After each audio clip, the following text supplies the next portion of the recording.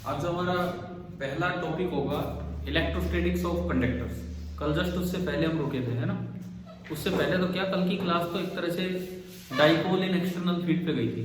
तो आज हम जहां से शुरुआत कर रहे हैं कि कुछ रिवीजन वाले 5-6 पॉइंट्स हैं, इनको हम देख रहे होंगे। इलेक्ट्रोस्टैटिक्स और मेनली इलेक्ट्रोस्टैटिक्स इस टॉपिक में या आपके एनसीईआरटी बुक में डायरेक्ट टॉपिक ही दिया होगा इस तरह से। सेकंड चैप्टर में electrostatics of conductors, topic number 2.9, page number 67। अब हम इसमें सीधे पॉइंट्स पे चले एक एक करके, क्योंकि इनमें से कोई भी एक सीधा सवाल बन के आ सकता है आपके बोर्ड पेपर में। एक बार निकालो अपनी किताब, पेज नंबर 68, यहां से पॉइंट्स पढ़ेंगे। पहला पॉइंट है, inside a conductor electrostatic field is 0। ये दरअसल कंडक्टर के बॉडी के अंदर की बात करता है, ना कि कैविटी में। ये कैविटी के बारे में नहीं है ये पॉइंट। ये सिंपली ये कह रहा है कि inside a conductor electrostatic field is 0। Cavity वाला जो पॉइंट आएगा वो पॉइंट नंबर 6 है। डिफरेंस समझ आ रहा है नहीं दोनों में? तो जो पहला पॉइंट है वो ये बताता है कि अगर कोई कंडक्टर है और इलेक्ट्रोस्टैटिक कंडीशन आ चुकी है, ये मेटल है जैसे, और इलेक्ट्रोस्टैटिक कंडीशन आ चुकी है। इलेक्ट्रोस्टैटिक कंडीशन का मतलब है, आपको पता होगा मेटल के अंदर फ्री इलेक्ट्रॉन होते हैं, है ना। और इलेक्ट्रोस्टैटिक कंडीशन मतलब ये फ्री इलेक्ट्रॉन भी किस पे आ चुका है, रेस्ट पे आ चुका है। तो इस वक्त नेट इलेक्ट्रिक फील्ड 0 हो गए। तो इसी बात से पता लग रहा है, क्योंकि इलेक्ट्रॉन जो फ्री है चलने के लिए वो भी किस पे है, रेस्ट पे। यानी कि उस पर नेट फोर्स कितना है, 0। यानी कि जो ई नेट होगा, ई नेट वो कितना हो गया यहाँ पे, 0। इतनी सी बात से ये समझ आ गया, ठीक है। कैसे 0 होगा, उसका कारण ये होता है कि आप बाहर से कोई फील्ड अप्लाई करते हैं, ई एक्सटर्नल, आप बाहर से कोई फील्ड अप्लाई करते हैं ई एक्सटर्नल, उससे इलेक्ट्रॉन पे फोर्स लगता है अपोजिट डायरेक्शन में, जिससे इलेक्ट्रॉन इस साइड शिफ्ट होने लगते हैं और इधर जमा होने लगते हैं। बदले में इधर के इलेक्ट्रॉन गए, जहां वैकेंसी क्रिएट होने लगी, इलेक्ट्रॉन की कमी, तो जिससे इधर कैसा चार्ज आता चलेगा, पॉजिटिव। तो एक पॉजिटिव से नेगेटिव की तरफ एक अपना इलेक्ट्रिक फील्ड क्रिएट हो जाता है, इंड्यूस्ड चार्जेस का फील्ड। और अक्सर इस चार्ज डेंसिटी को सिग्मा पी से भी डिनोट कर देते हैं, सिग्मा बी से भी डिनोट कर देते हैं। B stands for bound charge density and P stands for polarised charge density. ये होता है, इधर पॉजिटिव इधर नेगेटिव। और इससे क्या होगा, एक अंदर एक फील्ड क्रिएट होगा पॉजिटिव से नेगेटिव की तरफ, जिसे कि इंड्यूस में बोल रहा हूं। और जिस वक्त ये दोनों बराबर होंगे तभी नेट फील्ड अंदर कितना होगा, 0। और तभी इस इलेक्ट्रॉन पे नेट फोर्स 0 होगा, यानी कि ये किस पे रहेगा, रेस्ट पे। तो आपसे पूछा जाए कि अगर एक कंडक्टर में करंट फ्लो कर रहा है तो क्या इलेक्ट्रिक फील्ड 0 है कि नहीं, बताओ। नहीं होगा। ये आ सकते हैं सवाल, एक कंडक्टर में करंट फ्लो कर रहा है तो क्या इलेक्ट्रिक फील्ड 0 होगा, नहीं होगा, क्योंकि करंट फ्लो कर रहा है तो इलेक्ट्रॉन एक पर्टिकुलर डायरेक्शन में मोशन में है। क्लियर है ना। इलेक्ट्रोस्टैटिक वर्ड आए तभी अंदर इलेक्ट्रिक फील्ड कितना होगा, 0। आप जब अगले चैप्टर में चलेंगे करंट इलेक्ट्रिसिटी में, तो वहां फील्ड 0 नहीं होगा कंडक्टर में, ठीक है। दूसरा पॉइंट, पहला पॉइंट हो गया, क्लियर किया है, पढ़ लेना, यहाँ एक्सप्लेन कर रखा है उन्होंने। Second point, at the surface of charged conductor, electrostatic field must be normal to the surface at every point। फिर से इसने वर्ड देखो, इलेक्ट्रिक फील्ड यूज नहीं किया, क्या यूज किया है, इलेक्ट्रोस्टैटिक फील्ड। ये कह रहे हैं कि चार्ज कंडक्टर की सरफेस पे कोई भी फील्ड हो, वो इनकी डेंसिटी की वजह से हो, किसी की वजह से हो, सबकी वजह से, आसपास सबकी वजह से, यहाँ जो नेट फील्ड होगा ना वो सरफेस के परपेंडिकुलर होगा। यहाँ जो नेट फील्ड होगा इस जगह जो नेट फील्ड होगा वो सरफेस के परपेंडिकुलर होगा। क्यों, अगर इलेक्ट्रोस्टैटिक कंडीशन है तो फिर वही बात है, इलेक्ट्रोस्टैटिक कंडीशन है तो यहाँ जो सरफेस का इलेक्ट्रॉन है वो किस पे है, रेस्ट पे। सरफेस का इलेक्ट्रॉन सरफेस पे ही चलता है, यानी कि टेंजेंशियली वो नहीं चल पा रहा है, यानी कि टेंजेंशियल डायरेक्शन में इलेक्ट्रिक फील्ड का कंपोनेंट कितना है, 0। समझ रहे हो क्या। जो सरफेस का इलेक्ट्रॉन होता है वो सरफेस के पैरेलली मूव करते हैं। अगर इलेक्ट्रोस्टैटिक कंडीशन है तो वो रेस्ट पे है, और अगर वो रेस्ट पे है तो इट मींस कोई फील्ड का कंपोनेंट टेंजेंशियल डायरेक्शन में नहीं है, और टेंजेंशियल डायरेक्शन में नहीं है तो फील्ड कैसे होगा? नॉर्मल। समझ रहे हो ना? अगर थोड़ा भी किसी एंगल पे फील्ड हो गया तो उसका एक कंपोनेंट इधर हो जाएगा, इधर हो गया तो वो इसको चला देगा। जबकि हम बात कर रहे हैं इलेक्ट्रोस्टैटिक कंडीशन की, हम बात कर रहे हैं इलेक्ट्रोस्टैटिक कंडीशन की। तो इलेक्ट्रोस्टैटिक कंडीशन की बात करें तो वहां पे इलेक्ट्रॉन रेस्ट पे रहना है, तो टेंजेंशियल डायरेक्शन में कोई फील्ड नहीं आएगा। ये तभी पॉसिबल है जब फील्ड टेंजेंट के परपेंडिकुलर हो, यानी कि फील्ड कैसे हो? नॉर्मल। क्या समझ आ गया है कि नहीं? अरे ये एक्सप्लेन कैसे करने, वर्ड्स में लिख रखे हैं इन्होंने, अगर आप पढ़ोगे तो यहाँ से शायद दिख जाएंगे। क्या पहली दोनों कंडीशन समझ आ गई? देखो पहली कंडीशन, कंडक्टर की बॉडी के अंदर इलेक्ट्रोस्टैटिक कंडीशन में नेट फील्ड कितना होता है? 0, क्योंकि इलेक्ट्रॉन रेस्ट पे। कंडक्टर की सरफेस पे इलेक्ट्रोस्टैटिक कंडीशन में जो नेट फील्ड होता है वो कैसे होता है? नॉर्मल होता है। अगेन वही बात है कि इलेक्ट्रॉन रेस्ट में ये कार्य। चलते हैं तीसरे पॉइंट पे। और ये नॉर्मल भी कैसे होता है ये याद रखो। अगर यहाँ की लोकल चार्ज डेंसिटी पॉजिटिव है तो फील्ड जो है वो बाहर की तरफ होगा, और जहां की लोकल चार्ज डेंसिटी नेगेटिव है वहां नॉर्मल होगा फील्ड, और अंदर की तरफ होगा। मैं एक और सवाल जो पीछे बता चुका आपको वो पूछ रहा हूँ। यहाँ जो ये फील्ड है ये खाली इसकी वजह से है या सबकी वजह से? सबकी वजह से, मतलब इसके चार्ज की वजह से, या और भी कहीं कोई रखा हो? मतलब एक तो इसकी वजह से हो, एक नहीं हुई इसके और इसके जितने चार्ज सबकी वजह से, एक नहीं आसपास जितने भी हैं सबकी वजह से, कितने भी हो जाए ये सबकी वजह से होता है जो नॉर्मल होता है। ठीक है, ये हमने पढ़ा था पहले। अच्छा, उसके बाद पिछले पेपर में शायद इसी पे केस स्टडी वाले क्वेश्चन भी थे इस तरह के। तीसरा point, the interior of the conductor can have no excess charge in static situation. ये मैंने प्रूव करवाया था आपको पिछले चैप्टर में। दो सरफेस मान के कैविटी मानी थी, तो एक कैविटी के बिल्कुल जस्ट अंदर ना जस्ट बाहर, एक आउटर सरफेस के जस्ट अंदर, और उसमें हमने प्रूव कर दिया था कि अगर कंडक्टर की बॉडी पे कुछ भी चार्ज होगा तो सारा कहाँ आएगा? वो आउटर सरफेस पे आएगा। ये लिखता है कि इंटीरियर में कुछ नहीं होगा। अब ये बोलना गलत है कि आउटर सरफेस पे होगा। अगर आप कैविटी में कुछ रख देते हैं, हमने देखा था अंदर इंड्यूस हो जाता है उतना ही इक्वल एंड अपोजिट।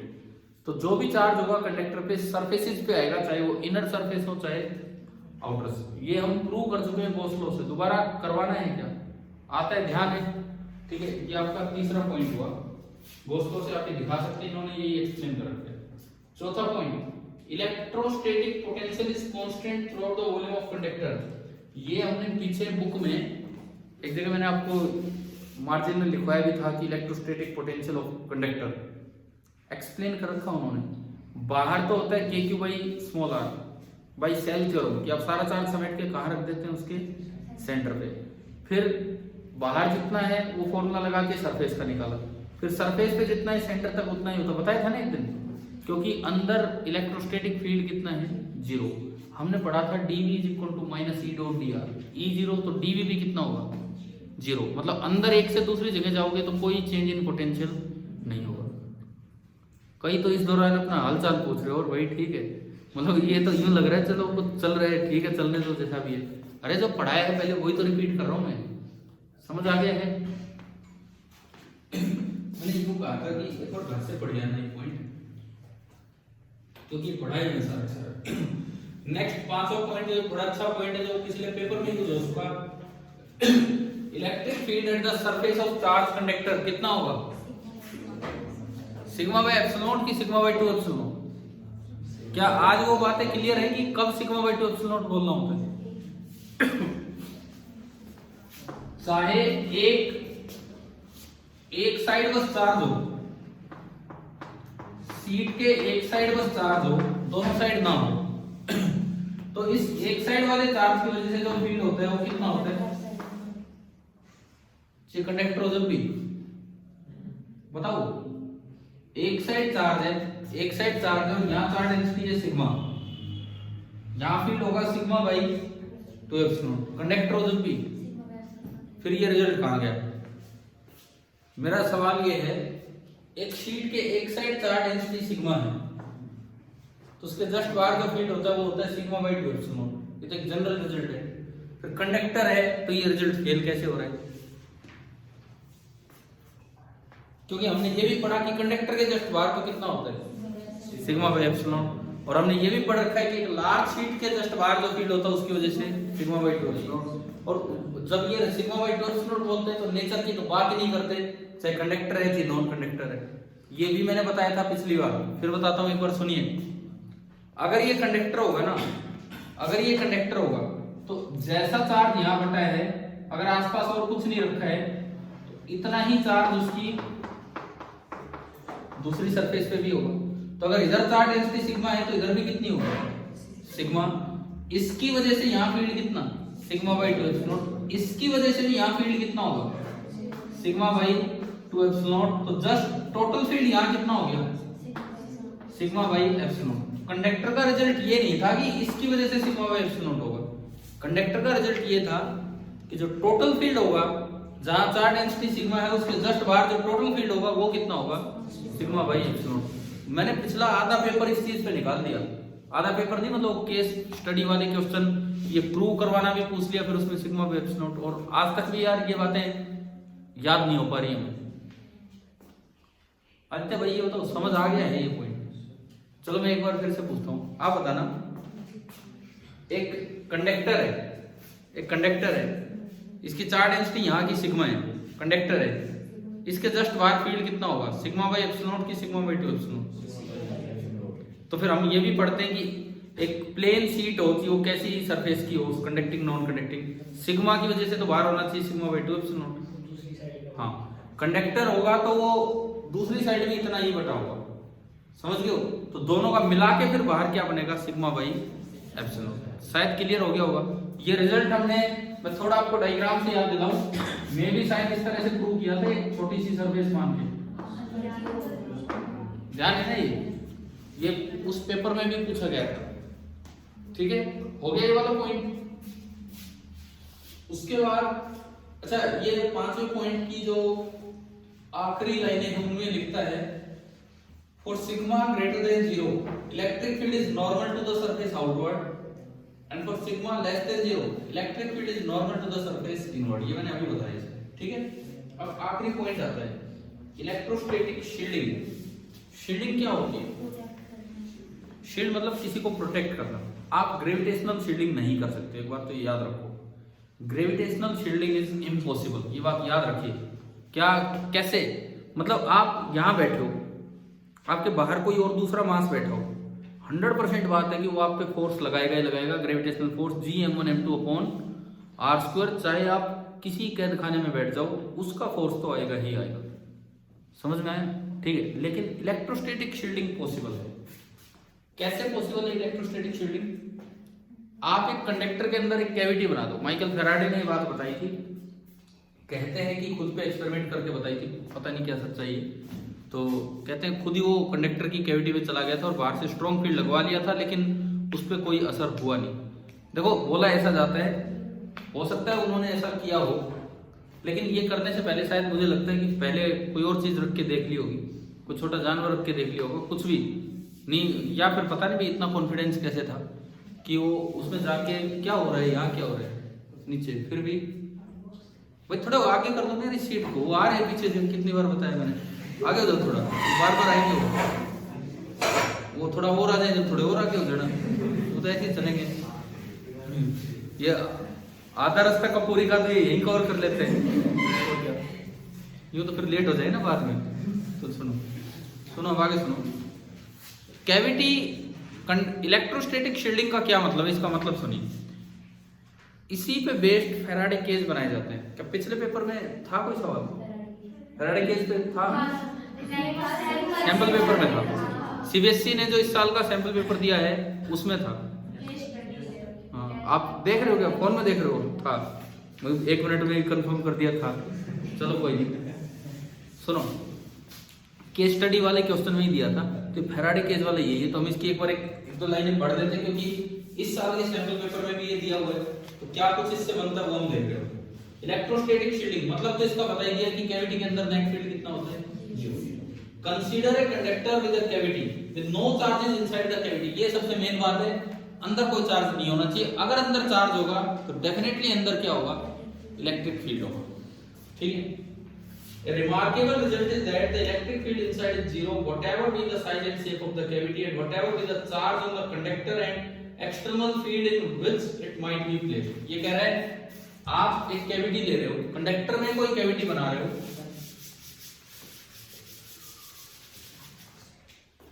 देखिए ये कोई कैविटी बना दी, ठीक है, अंदर कोई चार्ज नहीं रखना है, पहली कंडीशन तो ये है, अंदर कोई चार्ज नहीं रखना है, पहली कंडीशन ये है।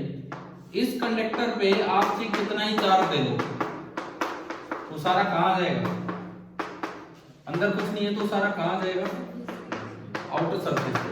अगर अंदर कुछ नहीं है तो इनर सरफेस पे कुछ नहीं आएगा। और बाहर से कितना ही स्ट्रॉन्ग फील्ड लगा दो, बाहर से कितना ही स्ट्रॉन्ग आप फील्ड लगा दो, लेकिन फिर भी अंदर नेट फील्ड कितना रहेगा, जीरो। अगर ये बॉडी क्या है, कंडक्टर। इसने शुरुआती 3-4 लाइनों में यही बात लिखी। आगे देखिए, अब आगे देखो, we have proved a simple case of this result already. ये कह रहे हैं हमने इसके एक आसान सी बात पहले प्रूव की है, the electric field inside a charge spherical shell is zero. पिछले चैप्टर में गॉस लॉ की एक एप्लीकेशन थी, इसी साल बोर्ड ने स्फेरिकल सेल हटा दिया है, नहीं तो वो सेल थ्योरम के रूप में पढ़ाओ, कैसे पढ़ाओ, अंदर नेट फील्ड कितना होता है, सेल एक सेल के अंदर नेट फील्ड कितना होता है, जीरो होता है। तो यही था कि इसके चार्ज के वजह से अंदर कुछ नहीं होगा, ये वाला हमने प्रूव किया।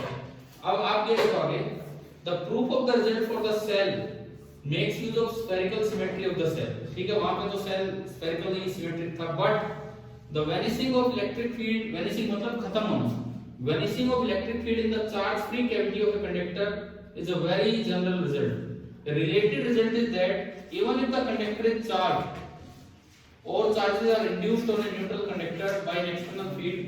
All charges reside on the outer surface of conductor with a cavity. ये वही बना दिया इन्होंने। अगर कंडक्टर चार्ज भी है ना, तो सारा चार्ज कहाँ जाएगा, आउटर सरफेस पे, अंदर कोई चार्ज नहीं बचेगा। ठीक है, एक कंडीशन बार बार चल रही है कि कैविटी के अंदर कोई चार्ज नहीं होना चाहिए, कैविटी के अंदर कोई। The proof of the results noted in figure 2.18, ये बिल्कुल इसके इधर ही ये डायग्राम दिखा रखा है, अंदर E0 है, अंदर चार्ज डेंसिटी नहीं है कुछ भी इस तरह का, are omitted here, but we note their important application। ये कह रहा है कि हमने इसको ओमिट कर दिया। देखो यार, ये एक दिन पहले भी हुआ था, ये वर्ड आया था, मैं आपको याद आ गया कहाँ पे, बताओ, याद क्यों नहीं आ रहा? हमने कौन सी चीज ऐसी पढ़ी थी जो एक जगह इसने लिख दिया कि ओमिट किया, और फिर सोल्ड एग्जांपल के नीचे 3 लाइनों में समझा रखा था। हाँ, वो था। बताओ क्या था?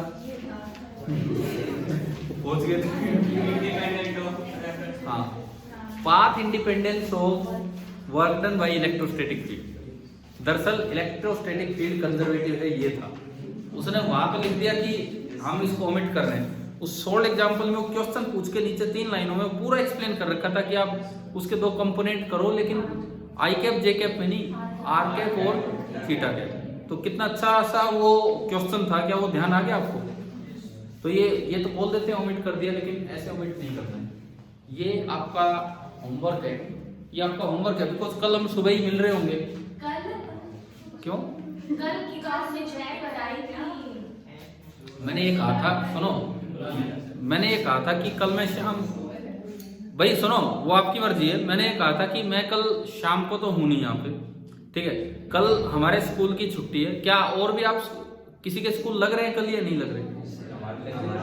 लग रहे हैं ना, ऐसे में नहीं करवा रहा छुट्टी। सुनो, मैंने तो ये कहा था कि कल अगर आप पॉसिबल हो पाए तो सुबह, नहीं तो कोई बात नहीं यार, ऐसी कोई बात नहीं, लेकिन परसों 9 बजे आती है तो यार सुबह 7 से 8 तो हो ही सकता है, फिर 7:30 से 8:30 कर लो जब भी आपको। आप कितने बजे जाना होता है? 9 बजे स्कूल लग जाता है, कोई बात नहीं। तो हमें कितने बजे जाना होता है? 8:30 चल जाते हैं, तो उससे पहले तो हम फ्री कर ही देंगे यार, ऐसी कोई बात थोड़ी है। आप सुनो, 7:15 से 8:15 ये टाइम कर लो, 7:15 to 8:15। जिनका 8:30 स्कूल है, 9 बजे स्कूल है, मुझे लगता है आराम से पहुंच सकते हैं। भाई आप दोनों बीच में सुन लो, अब मैं पढ़ा नहीं रहा, आप तो सुन लो। मैं कह रहा हूँ कि सुबह बुला ले 7:15 से, अभी बुला ले, अभी तो आना है, बैठना है, जाना है, कोई बात नहीं, कोई बात नहीं, ठीक है। इसलिए कि फिर शाम को कल क्लास हो नहीं पाएगी। और परसों का आपने अपने सभी जगह बात कर ली 8 से 12, ठीक, ठीक है ना, ठीक है, ठीक है। तो परसों का टाइम अपना ध्यान रखें, परसों क्लास है 8 से 12 सुबह 8 से 12, ठीक है। और कल की क्लास है सुबह 7:15 से 8:15। और कोई फेरबदल चाहो तो अभी बताओ नहीं, लेकिन जब कल सुबह आओ तो एक चीज दिमाग में होनी चाहिए कि एक काम दिया आपको करने के लिए कि कैविटी के अंदर नेट फील्ड 0 होता है अगर वो चार्ज फ्री कैविटी है, ये आपको प्रूव करना है, ठीक है। आपके पास दुनिया भर के हथियार है प्रूव करने के लिए, मैं उनकी बात नहीं कर रहा, गूगल और इन सब की, आपके पास वैसे कई कॉन्सेप्ट्स हैं जिनसे आप प्रूव कर सकते हो, ठीक है। चलो आगे देखते हैं। इसके बाद देखिए, ये जो this is known as electrostatic shielding, इसको इलेक्ट्रोस्टैटिक शील्डिंग बोला जाता है। आपसे पूछा जाए क्या ग्रेविटेशनल शील्डिंग पॉसिबल है? नहीं। अच्छा, अगली चीज, the effect can be made use of in protecting sensitive instruments from outside electrical influence. Lab में अगर आपको इंस्ट्रूमेंट्स प्रोटेक्ट करने हो, सेंसिटिव इंस्ट्रूमेंट्स को बाहर के फील्ड से बचा के रखना हो, तो उनका जो ढक्कन बनाना होगा, वो जो बक्सा बनाना होगा जिसमें बॉक्स जिसमें वो रखना होगा, वो किसका बना दो?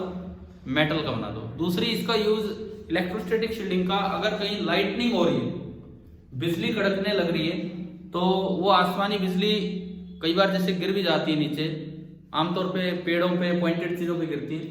लेकिन अगर आपको डेफिनेटली उससे बचना है तो हमारे आसपास जो मेटल की जो और तो कोई ऐसी चीजें होती नहीं है, लेकिन अगर आप एक कार है आपके पास और आप कार के अंदर बैठ जाओ तो पूरे चांस है कि आप उस बिजली से बच जाओगे। अगर ऊपर से कार के ऊपर भी बिजली गिरी ना तो उसका कोई भी पार्ट अंदर नहीं पहुंचता, क्योंकि कार ऑलमोस्ट मेटालिक है। अगर वो प्लास्टिक की और प्योर प्लास्टिक की फिर तो भाई हाँ, फिर तो कुछ नहीं बचेगा। अगर मेटालिक गाड़ी है तो आप बच जाओगे उससे। समझ में आ रही है? ठीक है। अब देखो, सुनो, इसके बाद figure 2.19 gives a summary of important electrostatic properties of a conductor। आपने जो अभी 3-4 प्रॉपर्टीज पढ़ी उसको समराइज किया इस डायग्राम में। पहला डायग्राम क्या कहते हैं कि अंदर E0 होता है, पढ़ा थे हमने। उसी के अंदर लिखता है ρ0, मतलब कोई स्टैटिक चार्ज अपीयर नहीं होगा अंदर। जो भी चार्ज होगा सारा कहां जाएगा? सरफेस से। तीसरे में लिखा है सिग्मा बाय एप्सिलॉन फील्ड होता है जस्ट बाहर, पॉजिटिव है तो उससे दूर, नेगेटिव है तो उसकी तरफ। एक रिजल्ट है कि पोटेंशियल पूरी बॉडी में क्या रहता है? कांस्टेंट। और आखिरी जो रिजल्ट आपका आ रहा है वो आपका आ रहा है कैविटी वाला। अब मैं एक सवाल आपसे पूछता हूं, यहां पे देखिए,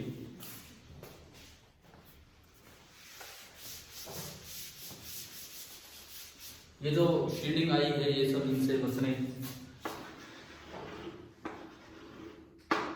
ये कंडक्टर है, ये मैंने बोल दिया ये कंडक्टर है और इसके अंदर एक कैविटी है। बाहर मैंने कोई चार्ज रखा है क्यों? बताओ अंदर फील्ड कितना होगा? 0 या नॉन 0? नेट फील्ड, अंदर नेट फील्ड कितना होगा? 0। दूसरा सवाल, फिर से वही कंडक्टर है, वही कैविटी है उसी तरह की। अब मैंने अंदर चार्ज क्यों रख दिया? तो बाहर फील्ड, इस कंडक्टर में कोई चार्ज नहीं है, बस इस पे मैंने क्यों चार्ज अंदर रख दिया? ये न्यूट्रल कंडक्टर है। अब बताओ बाहर फील्ड 0 होगा कि नॉन 0? जब अंदर का चार्ज बाहर फील्ड नहीं फैला रहा, नहीं, जब बाहर का चार्ज अंदर फील्ड नहीं फैला रहा, तो जब उस चार्ज को मैं अंदर रखूंगा तो बाहर कैसे फील्ड फैलेगा? नहीं, एक बार आपको हो सकता है आपका आंसर सही हो, मैं दोबारा से पूछता हूं कि क्वेश्चन इस तरह से आ सकता है कि क्या इलेक्ट्रोस्टैटिक शील्डिंग इस तरह भी काम करती है या नहीं, कि बाहर के चार्ज रखने से कैविटी के अंदर नेट फील्ड कितना रहा? 0। सिमिलरली क्या कैविटी के अंदर चार्ज रखने से बाहर नेट फील्ड 0 रहेगा कि नहीं? भाई वो तो दीवार है, वो तो तगड़ी दीवार है, वो उधर से इधर नहीं आने दे रही फील्ड को, उधर से उधर नहीं जाने देगी। अगर हम इसको मैकेनिकली सोचें इस तरीके से कि एक दीवार है जो किसी चीज को आने नहीं दे रही है, जब बाहर वाले के फील्ड को अंदर नहीं आने दे रही तो अंदर वाले के फील्ड को बाहर कैसे जाने देगी? बताओ इसको एक्सप्लेन कैसे करोगे?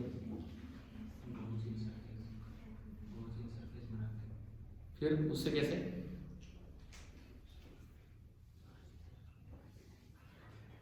कैसे बताओ, कैसे कहाँ बनाऊं क्वेश्चन सरफेस? इसमें तो बिल्कुल पास कर दिया बाहर। अंदर अच्छा, उससे क्या होगा? इसकी सुनो, इधर सुनो, एक बात सुनो, ये जिस तरह बता रहे हैं मैं उस तरह बताता हूँ। आप एक क्वेश्चन सरफेस बना लो बाहर बाहर। क्वेश्चन सरफेस में फ्लक्स लिखोगे, बाय डेफिनेशन होगा integral E dot that is equal to Q in upon epsilon naught. के इसके अंदर चार्ज है कि नहीं? इसके अंदर कंडक्टर तो न्यूट्रल है लेकिन ये क्यू है ना, तो ये तो नॉन जीरो आ गया। तो अगर ये नॉन जीरो आ गया तो ई को तो नॉन जीरो होना पड़ेगा। अगर ई जीरो होता तो क्या ये इंटीग्रल ई डॉट डीएस बाहर नॉन जीरो हो सकता? नहीं, समझ नहीं आया, दोबारा सुनो। हमने क्या किया, बाहर देखना है कि इसका फील्ड बाहर पहुंच सकता है कि नहीं। तो हमने क्या किया, बाहर एक सरफेस बना ली, question surface. Flux by definition क्या होता है? Integral E dot DS and by Gauss law flux होता है क्यू इन अपॉन एप्सिलॉन। और इसके अंदर अगर देखें कंडक्टर तो न्यूट्रल है लेकिन एक चार्ज तो क्यू बैठे, तो ये नॉन जीरो आ गया क्यू बाय एप्सिलॉन, यानी कि integral E dot DS non zero आ गया। अगर integral E dot DS non zero आ गया तो क्या ये पॉसिबल है कि ई जीरो होगा? अगर ई जीरो होता तो इंटीग्रल ई डॉट डीएस भी कितना हो जाता? जीरो हो जाता। इट मींस ई क्या रहेगा? Non zero. ठीक है, इसमें अगर आप आते हैं इसमें, नहीं मैं क्यों बताऊं, ये तो मैंने आपको होमवर्क दिया है, ये तो आपको होमवर्क दिया है कि आप कैसे करके प्रूव करके लाओ कि कैविटी के अंदर नेट फील्ड कितना रहेगा? जीरो, अगर वो चार्ज फ्री है तो। ठीक है, उसको छोड़ो आप। अब ये क्वेश्चन और दूसरे तरीके से कैसे एक्सप्लेन हो सकता है, सुने। यहां पे चार्ज क्यू है तो हमने पीछे पढ़ा था कभी गॉस थ्योरम से कि बिल्कुल यहां एक सरफेस बना लो, बिल्कुल यहां कंडक्टर की बॉडी में नेट फील्ड कितना होता है? जीरो। तो इंटीग्रल ई डॉट डीएस कितना हो गया? जीरो। तो इस सरफेस के अंदर क्यू इन कितना होना चाहिए? जीरो। क्यू इन जीरो तो होगा जब यहां क्यू है तो अंदर वाली सरफेस पे कितना अपीयर हो? Minus Q. पढ़ा था ना, ये भी किया था हमने प्रूव, एक्स मान के और फिर इस तरह से। और पूरा ये न्यूट्रल बताया, पूरा न्यूट्रल है तो अंदर माइनस क्यू तो बाहर कितना होगा? Plus Q. तो दीवार से बाहर चार्ज आ गया कि नहीं? तो भाई हो सकता है आप इसे दीवार की तरह मानो, तो हो सकता है इन दोनों का फील्ड तो बाहर ना पहुंचे, पर अब कौन बच गया बाहर फील्ड फैलाने के लिए? ये बाहर फील्ड फैला देगा। ये सवाल कहीं बाहर से नहीं है, मैं आपको बुक में पढ़ाता हूँ ये कि कहां से क्वेश्चन बन के आता है। ये जो मैंने अभी पूछा है, आप पॉइंट्स करो लास्ट में।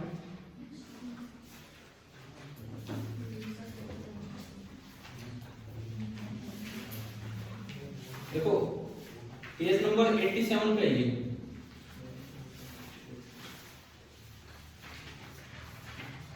पेज नंबर 87, इस पे 7th पॉइंट देखना, शायद ये हो, cavity inside conductor is shielded from outside electrical influence. ये तो पहली बात है, बाहर क्यों रखोगे तो अंदर कोई असर नहीं होगा। मिल गया ना point. It is worth noting that electrostatic shielding does not work the other way around. लेकिन ये इलेक्ट्रोस्टैटिक शील्डिंग दूसरे तरीके से काम नहीं करती है। मतलब that is if you put the charges inside the cavity, अगर आप चार्ज अंदर रखोगे, the exterior of the conductor is not shielded from the field by inside charge. क्या समझ आ गया है ना? अब ये चीज यार ऐसे सवाल बन के आ सकती है यहाँ, समझ गए हो? तो जहां पे कैविटी वाला पॉइंट है, अंदर जो चौथा पॉइंट है, जरूर उसके साथ वहां लिख दो कि पॉइंट्स टू पोंडर 7। मतलब जब वो पढ़ो तो उसके साथ वो रिलेट कर पाओ कैविटी वाले पॉइंट के साथ कि पॉइंट्स टू पोंडर नंबर 7। इसके साथ एक अच्छा सा सवाल ये भी होता है।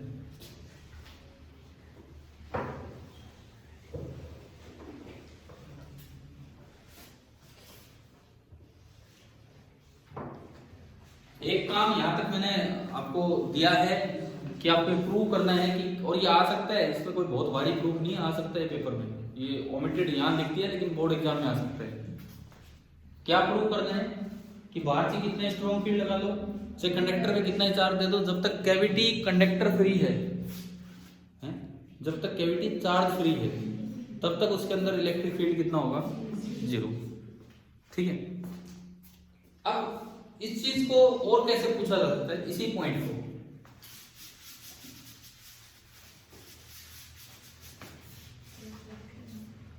मान लो क्वेश्चन यूं आ जाए,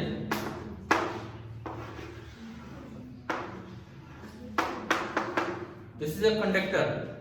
अरे देखो इधर देखो, लो कई तो इसलिए देख रहे पता नहीं कैसा कंडक्टर बना दिया, ये लो अच्छा कंडक्टर, ठीक है। अब देख लो, अब तो स्फेरिकल कंडक्टर बना दिया मैंने, न्यूट्रल स्फेरिकल कंडक्टर। क्या इसके अंदर कोई फीड होगा? कैविटी अभी चार्ज फ्री नहीं होगा। अब मैंने इसके अंदर एक चार्ज रख दिया Q, सेंटर पे नहीं रखा है, सेंटर यहाँ है, सेंटर यहाँ है, मैंने सेंटर से अलग एक चार्ज Q रख दिया। बताओ इस Q चार्ज पे फोर्स लगेगा कि नहीं लगेगा?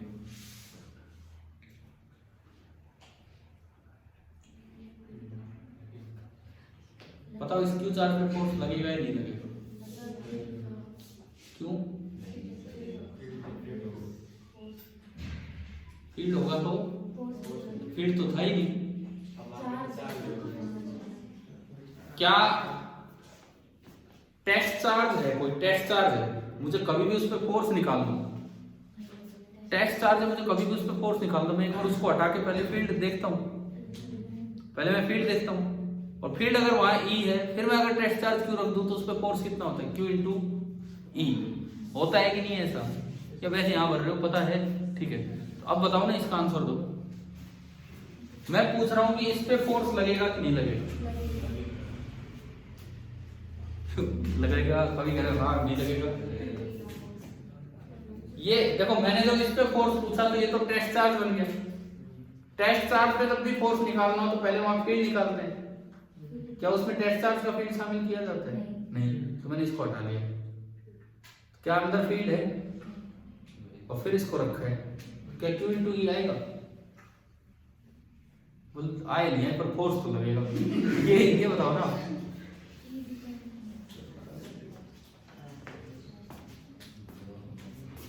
बताओ भाई, इसका जवाब दो।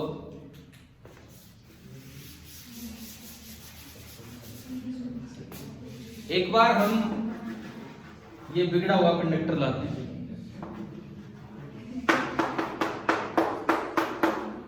देखो फिर से कंडक्टर विद ए कैविटी, और एक मैंने यहां चार्ज रखा, फिर मेरा यही सवाल है, बताओ इस पे फोर्स लगेगा कि नहीं लगेगा?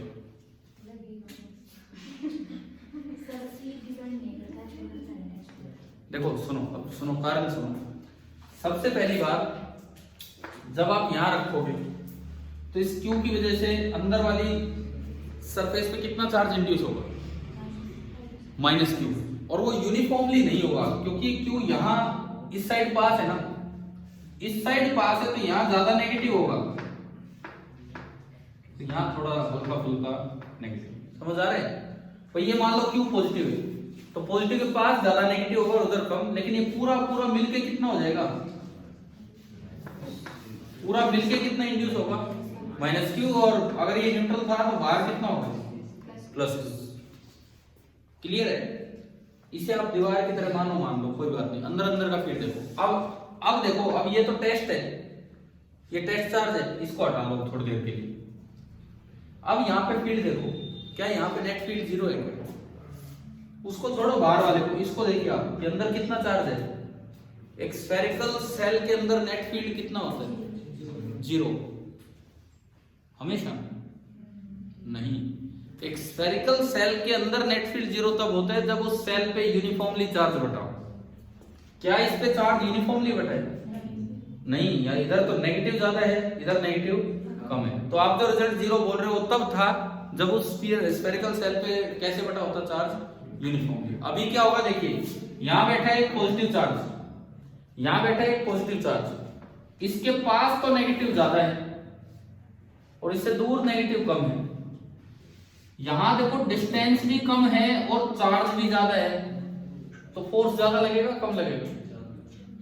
कूलम्ब्स लॉ से सिंपली नहीं, दोबारा सुनो, इस पॉजिटिव चार्ज के इधर नेगेटिव चार्ज ज्यादा है और दूरी कम है, तो फोर्स ज्यादा लगेगा।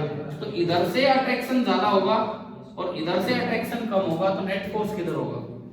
उधर। तो अगर आपने न्यूट्रल कंडक्टर के अंदर भी कैविटी के अंदर कोई चार्ज रख दिया तो वो फोर्स फ्री नहीं रह पाएगा। उसको आप जिस साइड रखोगे वो उसी साइड जाके चिपक जाएगा। हाँ, अगर वो बिल्कुल सेंटर पे रखते स्फेरिकल कंडक्टर में तो हो सकता था कि कितना लगता, 0। ये कई छोटे छोटे कॉन्सेप्ट सवालों के रूप में आ सकते हैं, कंडक्टर, कैविटी, इन सब में। फाइनली मैं एक बार ये बस कंक्लूड कर रहा हूँ, यहाँ पे जो रिजल्ट्स आए, कैविटी के अंदर, कंडक्टर के अंदर कोई कैविटी है, अगर बाहर आपने कितना ही स्ट्रॉन्ग फील्ड लगा लिया, जब तक कंडक्टर के अंदर, कैविटी के अंदर आप चार्ज नहीं दोगे, चाहे कंडक्टर पे चार्ज दे दो, चाहे बाहर कितना स्ट्रॉन्ग फील्ड लगा लो, अंदर फील्ड कितना रहेगा, 0। ये तो आप कल सुबह मुझे समझाने वाले हैं कैसे, है ना। और दूसरी बात, अगर आपने कैविटी के अंदर चार्ज रख दिया तो वो चार्ज पे फोर्स लगेगा ही लगेगा, अनलेस बस एक ही केस में नहीं लगेगा, जब वो शेप ऑफ कैविटी कैसी हो, स्फेरिकल, और वो चार्ज कहाँ रखा हो, उसके सेंटर पे। स्फेरिकल है और सेंटर पे नहीं रखा तो भी उसी साइड अट्रैक्ट हो जाएगा और उस पर फोर्स लग जाएगा। क्या ये छोटे छोटे कॉन्सेप्ट समझ आ गए हैं क्या कंडक्टर से रिलेटेड? मतलब कंडक्टर एक बहुत इंपॉर्टेंट टॉपिक है, इन पे ये कितने सवाल बना के दिए जा सकते हैं। तो इलेक्ट्रोस्टैटिक ऑफ कंडक्टर यहाँ तक बताओ, समझ आया? इसके बाद एक सोल्ड एग्जांपल है 2.7, ABCD 4 पार्ट है, पढ़े हैं आपने, पढ़ लिए, आगे चारों समझिए, कोई डाउट है इसमें? हमें क्लियर है नहीं सारा? जैसे पक्षी वाला भी एग्जांपल है, आसान सा है, व्हीकल्स वाला है, इन्फ्लेमेबल मटेरियल, ठीक है, आप ये पढ़ लेना, ये चारों ही अच्छे एग्जांपल है, आ सकते हैं। अब इसके बाद मैं आगे बढ़ता हूँ इसी में, क्योंकि मुझे संडे को कैपेसिटेंस करवाना है, 4 घंटे की जो क्लास होगी मेनली कैपेसिटेंस पे होगी, पूरा नहीं करवाना है, मैं कह रहा हूँ कैपेसिटेंस करवाना है। मैंने ये कब का कैपेसिटेंस पूरा करवाना है, मतलब वो करवाना है टॉपिक ना, अपने आप की अजीब मत किया करो। सुनो, मुझे संडे को कैपेसिटेंस शुरू करवाना है, बल्कि ये दिमाग में आना चाहिए था। तो इसके लिए मैं चाहता हूँ कि उससे पहले वाला काम कुछ अभी है 15-20 मिनट, और कुछ फिर कल मॉर्निंग में 1 घंटे क्लास होगी, तो हम वहां तक ही पूरा करना चाहेंगे विद डिस्कशन। कुछ प्रॉब्लम्स भी दी गई हैं आपको, इवन बाउंड्री वैल्यू प्रॉब्लम भी दी थी, ठीक है, तो उन सब के साथ हम ये डिस्कशन पूरा करेंगे। किस किस बच्चे ने ट्राई किया बाउंड्री वैल्यू प्रॉब्लम? होगी दोनों? एक की थी, वो होगी, हाँ, नीचे हो सके। कौन सी वाला किया आप बताओ? गॉस लॉ से प्रूव किया, गॉस लॉ से प्रूव किया, ठीक है, कोई नहीं, आपको और 12 घंटे का समय दिया जाता है, ठीक है। आप बाउंड्री वैल्यू प्रॉब्लम्स अपनी ट्राई कीजिए, बिकॉज मैं उस डिस्कशन पे फिर आऊंगा। पहले मैं डाइलेक्ट्रिक एंड पोलराइजेशन टॉपिक पे आ रहा हूँ। देखो आपकी बुक में अगला टॉपिक देखो, अगला टॉपिक क्या है? डाइलेक्ट्रिक्स एंड पोलराइजेशन, और उससे अगला है फिर कैपेसिटर एंड कैपेसिटेंस। तो मैं एक बार डाइलेक्ट्रिक एंड पोलराइजेशन लेने के बाद फिर मैं एनसीईआरटी डिस्कशन पे आऊंगा, और फिर संडे से हम कैपेसिटर वाला काम स्टार्ट करेंगे, और उस एनसीईआरटी डिस्कशन, प्रॉब्लम डिस्कशन में बाउंड्री वैल्यू प्रॉब्लम्स भी हैं, ठीक है, जो कल सुबह हो जाएगा। तो इस आखिरी टॉपिक पर आते हैं, अभी पूरा होता है नहीं होता वो एक अलग बात है, जितना होगा देखा जाएगा। डाइलेक्ट्रिक्स एंड पोलराइजेशन, देखो एक तो ये बताओ डाइलेक्ट्रिक क्या होते हैं?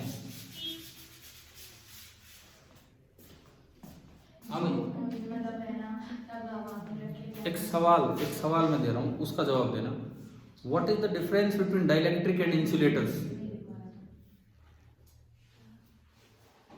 चलो आप बताओ, पहले अपना आंसर दो, फिर मैं पूछता हूँ। मतलब वो ढंग से याद नहीं है मेरे को, तो मैं इसीलिए तो आपको एक क्वेश्चन दे रहा हूँ कल सुबह के लिए। What is the difference between dielectric and insulator? अरे 2 सवाल मैं दे चुका हूँ। What is the difference between dielectric and insulator? पहला तो वो था जो ओमिट कर रखा है किताब। डाइलेक्ट्रिक तो पुअर कंडक्टर होते हैं, और एक मिनट, एक बच्चे की बात मैं पूरी सुन लेता हूँ, फिर आप पे आते हैं। देखो ये कपूरी से कह रहे हैं कि डाइलेक्ट्रिक तो पुअर कंडक्टर होते हैं और इंसुलेटर गुड कंडक्टर होते हैं। तो तो ये डिफरेंस मैं अपने आप ये अज्यूम नहीं करूं, जब आप 2 चीजों में डिफरेंस बता रहे हैं, ये पुअर कंडक्टर है तो वो गुड कंडक्टर है। हाँ जी, आप बताओ डायरेक्ट। और इंसुलेटर तो फ्रीली अलाउ करते हैं, फिर क्या डिफरेंस हुआ? आप क्यों समानताएं बता रहे हैं? तो इसीलिए मैं कह रहा हूं, आप इस पे एकदम से नहीं सोचा जाएगा, आप घर से आराम से लिख के लाना। समझ में आ गया है ना सवाल क्या दिया है? डाइलेक्ट्रिक और इंसुलेटर में क्या डिफरेंस होता है, ये मैंने आपसे पूछा है। अभी मैं चलूं आगे बढ़ूं तो डाइलेक्ट्रिक एंड पोलराइजेशन में सबसे पहले मैं जो कॉमन वर्ड्स हैं उन पे मैं आता हूं। जो डाइलेक्ट्रिक सब्सटेंसेस होते हैं उनमें दो तरह के मॉलिक्यूल्स होते हैं। देखो इलेक्ट्रोस्टैटिक ऑफ कंडक्टर हमारा हो गया है। जो आपके डाइलेक्ट्रिक सब्सटेंसेस हैं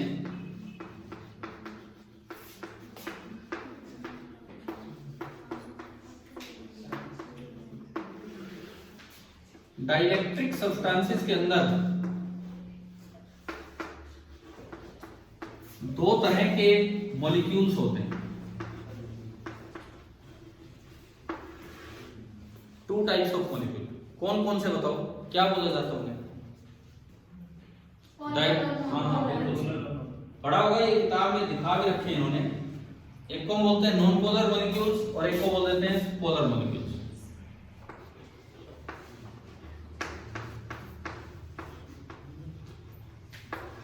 और दूसरे को बोल देते हैं पोलर मॉलिक्यूल्स।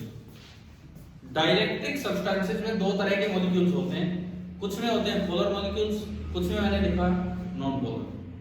क्या डिफरेंस क्या होता है इनमें, पोलर नॉन पोलर? क्या ये हमने पिछले टेस्ट में पूछा था? एक में सेंटर कॉन्साइड, एक में नॉट कॉन्साइड, कुछ इस तरह की बात आ चुकी है ना। सुनो, डाइपोल वाले टॉपिक में शायद ये फिजिकल सिग्निफिकेंस ऑफ डाइपोल में आया। तो अगर हम यहाँ पे इन्होंने नीचे एग्जांपल भी दिए हैं, फिर उस पे मैं आता हूँ अभी। अगर आप नॉन पोलर की बात करें तो आपको एक पहला पॉइंट तो ये समझ आना चाहिए कि effective centres of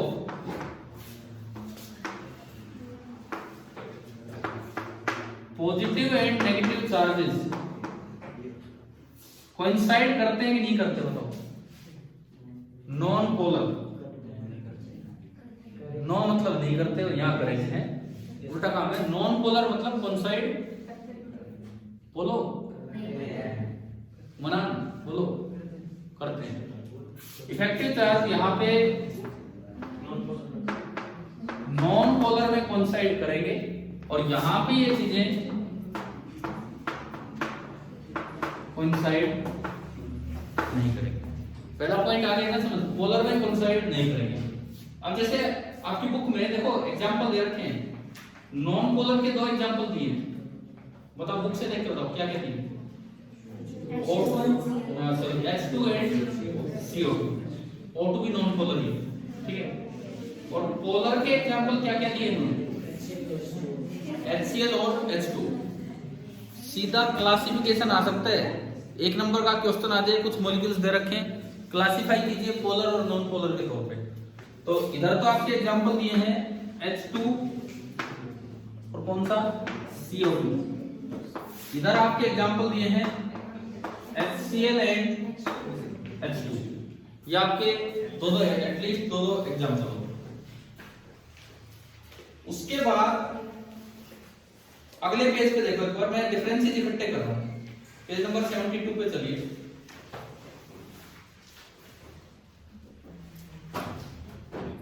non polar molecule इसने दिखाया है in the absence of field और एक बार in the presence of field, और फिर पोलर दिखाया है। मैं आपको दोनों एक एक करके बताता हूं। सबसे पहले हम नॉन पोलर ले रहे हैं इन the absence of external field. इन्होंने शेप सर्कुलर दिखाई, स्फेरिकल दिखाई। इसका क्या मतलब? इन द एब्सेंस ऑफ फील्ड,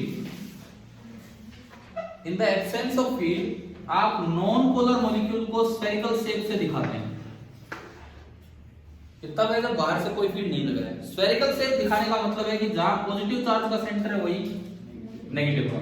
चारों में जहां पॉजिटिव चार्ज का सेंटर है वही नेगेटिव का। इसमें दो बातें और दिमाग में होनी चाहिए।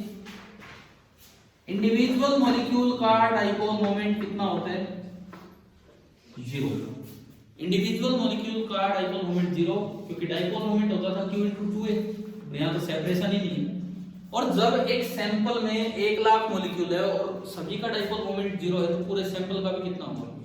0।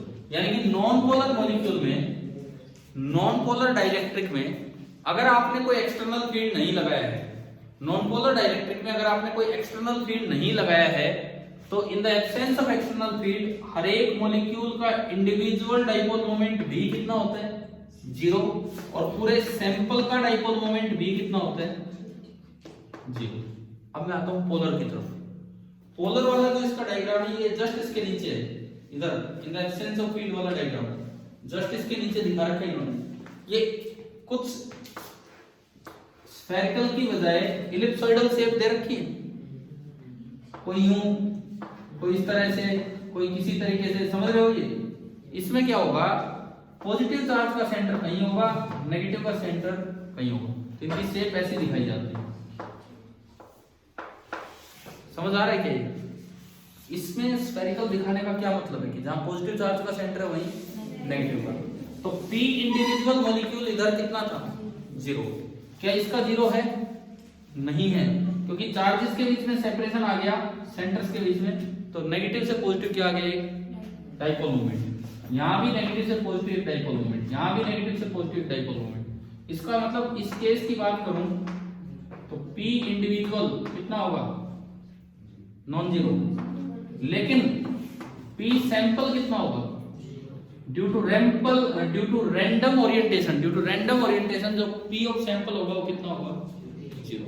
अब देखो, आपको एक डाइलेक्ट्रिक दिया जिसके पोलर मॉलिक्यूल्स हैं और एक डाइलेक्ट्रिक दिया जिसके नॉन पोलर मॉलिक्यूल्स हैं। इन the absence of any external field इस सैंपल का भी डाइपोल मोमेंट 0 है, उस सैंपल का भी डाइपोल मोमेंट 0। फर्क है, लेकिन यहाँ तो एक एक इंडिविजुअल मॉलिक्यूल का भी डाइपोल मोमेंट कितना था, 0। वहां किसी भी इंडिविजुअल मॉलिक्यूल का डाइपोल मोमेंट 0 नहीं है, लेकिन अगर आप छोटा सा भी टुकड़ा लेंगे तो उसमें थोड़े से भी मॉलिक्यूल आएंगे तो इतने रैंडमली ओरिएंटेड होते हैं कि उन सब का डाइपोल मोमेंट कितना हो जाता है, 0। तो क्या पोलर नॉन पोलर में ये वाला डिफरेंस समझ आ गया है, समझ आ रहा है यहाँ तक? अच्छा, उसके बाद सुनो अगली बात। अब इन्होंने फील्ड लगा के दिखाया है। देखो, आप अगर अपनी बुक में देख पा रहे हो पेज नंबर 72 पे ए का भी फर्स्ट पार्ट देखिए जिसमें ऊपर E0 लिखा है, और बी का भी फर्स्ट पार्ट देखिए जिसमें ऊपर E0 लिखा है। ये तब है जब E कितना था, बाहर से कोई E नहीं लगाया था। यार देखो, इनमें ही घुमा देगा कोई छोटे छोटे सवालों में, समझ आ रहे हैं? अब बात आती है कि अगर आप बाहर से E लगाओगे तो क्या होगा। ये सामने वाला डायग्राम देखो, दोनों के सामने एक डायग्राम दिया है, E नॉन जीरो दिया है ना बुक में। ये दोनों मैकेनिज्म्स हैं, ये दोनों मैकेनिज्म्स हैं। पहले वाले में जो मैकेनिज्म उसको बोला जाता है स्ट्रेचिंग ऑफ मॉलिक्यूल। लिख दो आप इसके साथ, ए के दूसरे डायग्राम में, फिगर 2.22 के ए के दूसरे डायग्राम में लिख दो stretching of molecule, stretching of molecule. और जो बी का दूसरा डायग्राम है उसमें लिख दो reorientation of molecule, reorienting of molecule.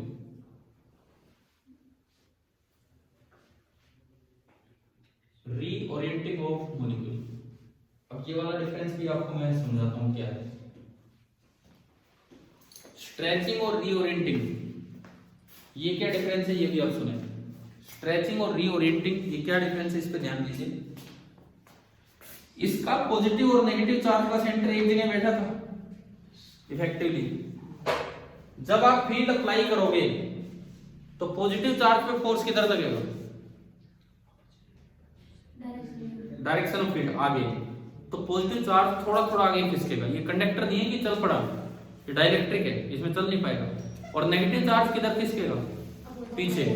तो क्या इफेक्टिव चार्ज के सेंटर्स में शिफ्टिंग नहीं आ जाएगी?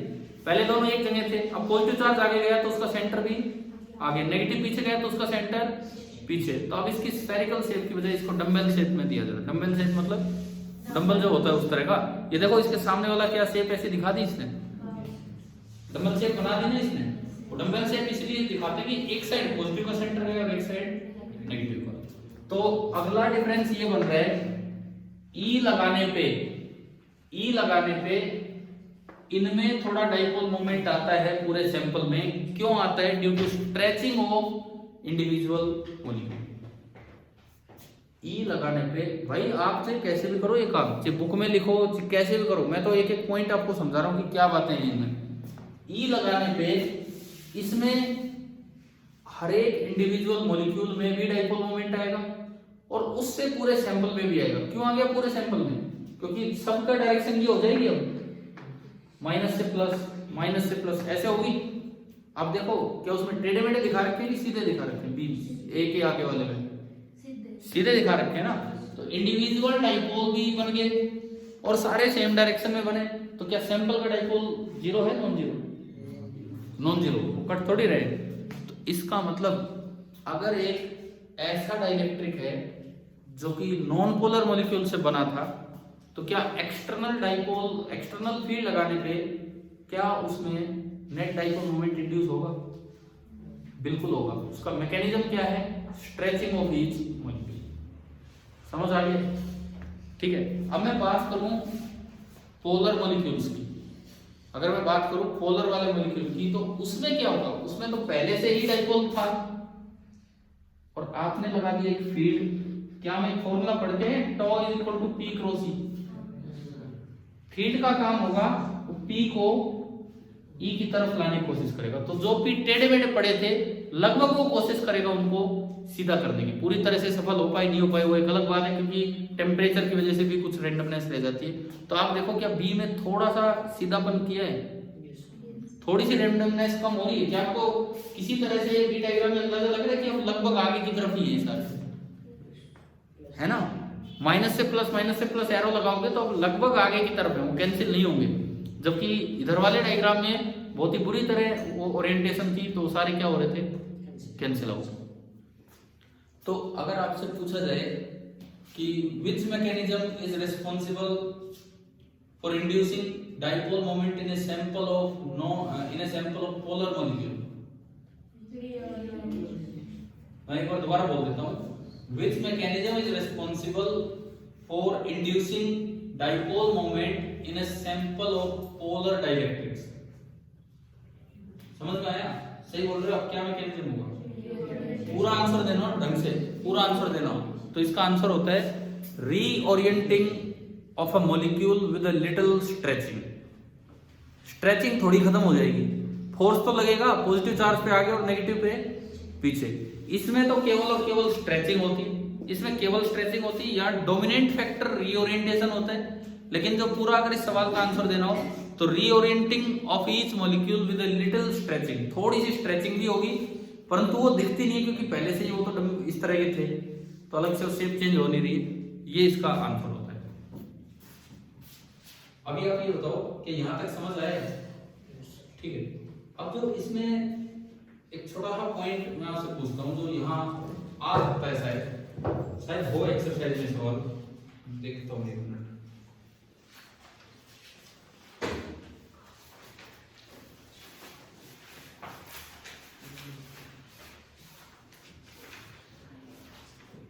इसमें वही है क्या कि वाटर एक गुड सॉल्वेंट क्यों है?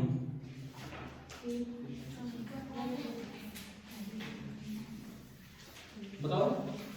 मैं तो ये देख रहा था एक्सरसाइज में सवाल है नहीं या नहीं है?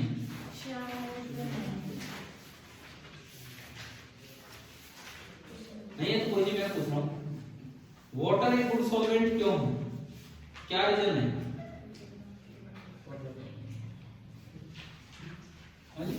बताओ। फिजिक्स में सवाल आ गया कि water is a good solvent, why? क्या रीजन है इसका?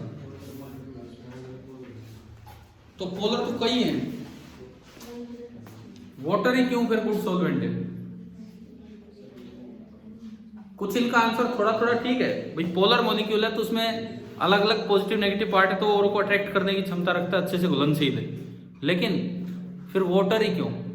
तो इसका अगर आपको आंसर देना हो ढंग से कि भाई वाटर ही क्यों, तो सुनिए।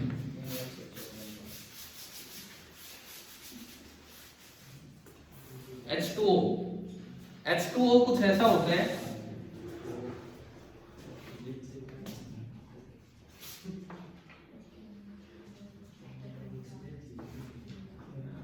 भाई, ये है H2O।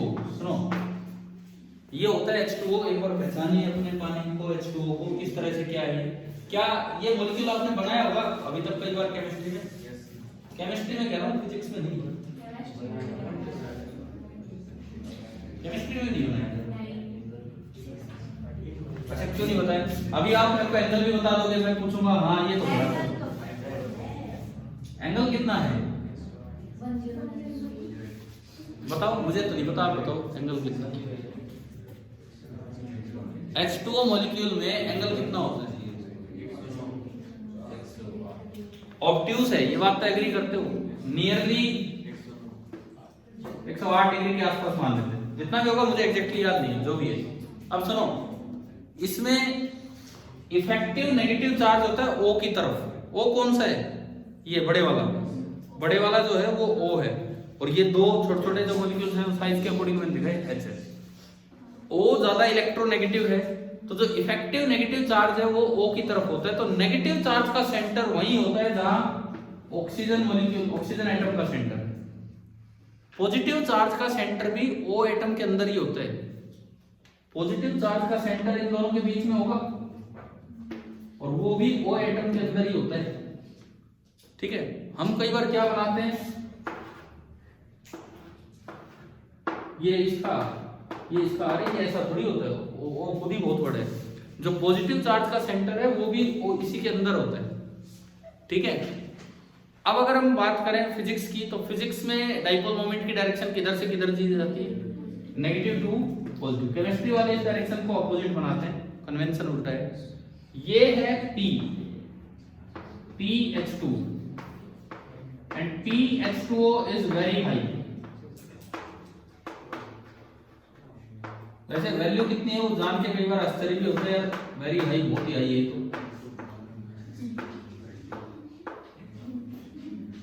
6.1 into 10⁻30, 10⁻30 is a very high dipole moment for a molecule, क्योंकि इतना भी नहीं होता है।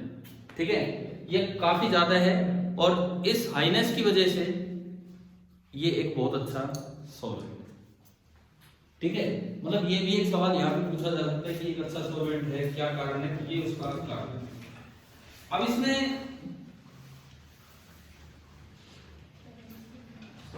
एक सवाल ये पूछा जाए, एक पोलर मॉलिक्यूल है, पोलर डाइलेक्ट्रिक है, क्या E लगाने से उसका कंप्लीट अलाइनमेंट हो जाती है या नहीं? जैसे इसमें तो स्ट्रेचिंग होती है, वो तो बात ये लगी, वो रैंडम ओरिएंटेड थे, क्या E लगाने से क्या कंप्लीट अलाइनमेंट हो जाती है? नहीं, कभी भी पॉसिबल नहीं है, कभी भी, क्योंकि वहां पे कुछ थर्मल टेम्परेचर की वजह से इस तरह की रैंडमनेस बची ही रहेगी कि कभी भी वो 100% पोलराइजेशन तो प्रैक्टिकली पॉसिबल नहीं है। थ्योरेटिकली पॉसिबल है, थ्योरेटिकली आप क्वेश्चन में दे सकते हो, लेकिन प्रैक्टिकली वो चीज पॉसिबल नहीं। अब ये जो हमने एक्सटर्नल फील्ड लगा के जो कुछ इसमें और कुछ उसमें किया है, इस प्रोसेस को ही क्या बोलते हैं? पोलराइजेशन। भाई रुको, ये जो प्रोसेस है, इधर फील्ड लगाया, इसमें स्ट्रेचिंग हुई, इधर फील्ड लगाया, उसमें रीओरिएंटेशन हुई, इस प्रोसेस को ही क्या नाम दिया जाता है? पोलराइजेशन। तो पोलराइजेशन प्रोसेस क्या है ये तो मैंने आपको बता दिया, लेकिन polarisation as a physical quantity क्या है ये हम कल पढ़ रहे होंगे। पोलराइजेशन एज ए फिनोमिना मैंने बता दिया क्या है, polarisation as a physical quantity क्या है ये हम कल सुबह पढ़ रहे होंगे। और कल का काम क्या होगा सुनिए, आप अगर पढ़ के आ सके तो ये जो पार्ट है capacitor and capacitance, topic number 2.11 है। यार मैं तो एक टॉपिक पढ़ने के लिए कह रहा हूँ बस, ये डाइलेक्ट्रिक एंड पोलराइजेशन पढ़ लोगे, 2 पेज का है। अरे पढ़ना है, बुक रीडिंग करनी है इसकी। इसके अलावा जो एनसीईआरटी से क्वेश्चंस दिए हैं वो बाउंड्री वैल्यू प्रॉब्लम वो भी करें। कल ये सारा काम कंप्लीट करके परसों से हम फिर कैपेसिटेंस वाला पार्ट स्टार्ट करें। ठीक है।